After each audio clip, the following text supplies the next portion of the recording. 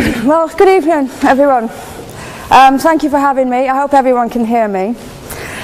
How to respond to a lot of this.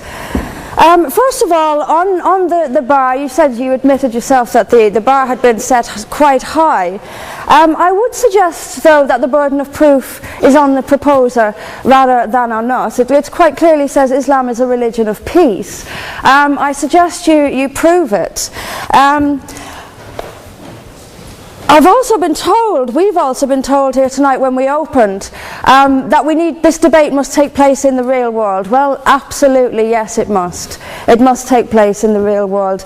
And I will describe what Islam is doing in the real world. We can sit and we can debate theocracy day in, day out. We will never agree. We can debate, is there a God, isn't there a God, is the Quran real, isn't it? None of it actually matters. What matters is what happens in the real world, as my opponent quite rightly said. My side of the argument is regularly told that we've heard it again tonight, we were described somewhat as hate. We were told that we are demonizing Islam, whipping up fear of Islam. Not the first time I've been accused of this, probably won't be the last. But let me just say, and let's take this into the real world as we've been advised to do. Let me tell you what actually whips up fears of Islam.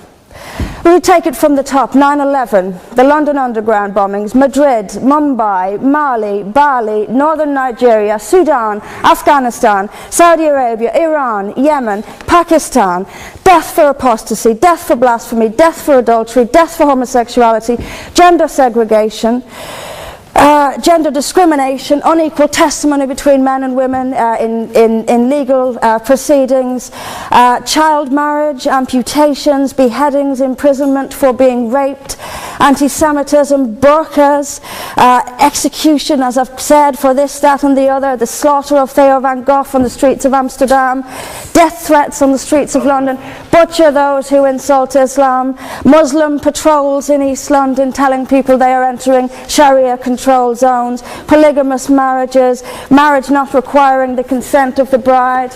This is what causes fear of Islam. It is not me, it is not my colleagues on this side. What information on that point?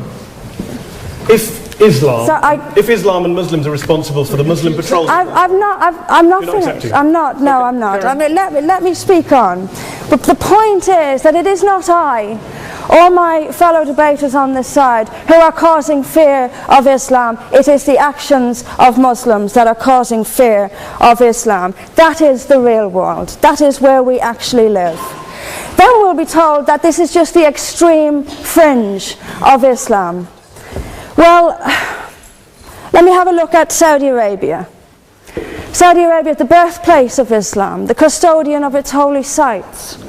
In Saudi Arabia, a woman is not allowed to drive. She is not allowed to leave the house without a mahram. She is not allowed to vote, although they've been incredibly generous by allowing some votes in the next elections. This is apparently the extreme fringe of people are executed for blasphemy, executed for apostasy. In Saudi Arabia, the birthplace of Islam, we'll be told that's the extreme fringe of Islam. No, it is not. Calling Saudi Arabia the extreme fringe of Islam is like calling the Vatican the extreme fringe of Catholicism. Sorry, it just doesn't work. Then we'll be told that we've misunderstood.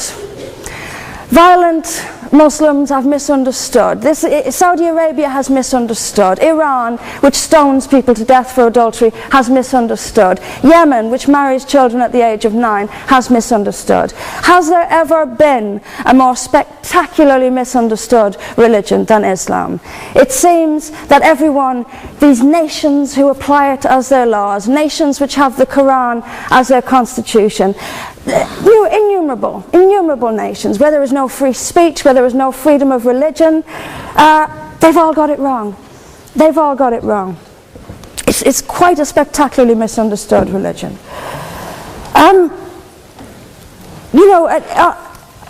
there's just so much, you know, I'm constantly told as well that I need to respect Islam. I'm never quite given a good enough reason why. I am under no greater obligation to respect Islam than I am any other beliefs. I'm under no more obligation to respect a woman oppressed in the name of Islam than if she is oppressed by the BNP or anyone else.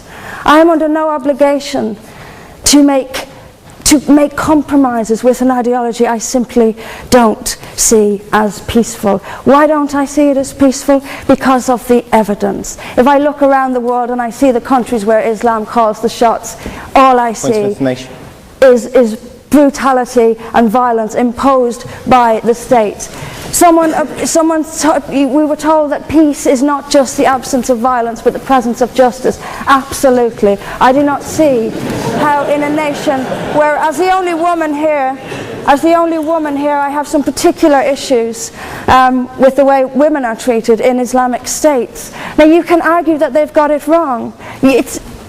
Tell them that, because they seem to think that's what it is. Yes, I mean there's so much to say about it, but is there a peaceful Islam? Yes, there is. It's in the hearts of peaceful Muslims. Unfortunately, though, there's also a rather more objective Islam, and peaceful Muslims have to do some really rather creative interpretation, like the command to beat her. I've seen Muslim women. I didn't stand up for you. You're allowed to. Well, I didn't. So if you could just have it. I knew this would happen. I knew this would happen, by the way. I knew this would happen. What I'm saying is completely controversial and will be booed and shouted down, and I have no doubt my colleagues the same. I knew this would happen. You say anything negative, you'll get the boos. I'm actually going to leave it there. But I will finish just by saying this. There are hundreds of millions of peaceful Muslims. That is a fact. But that does not mean that Islam itself is peaceful. Peaceful Muslims interpret verses of the Quran so almost beyond recognition. It's reinterpreted, like the command to beat her. It's there in the Quran, and I've seen Muslim women try to dance around it. They put words in there that simply aren't there. That's what it says. It says beat her. And in the countries where the Quran calls the shots, that is exactly what they do. This is not peace. This is not justice.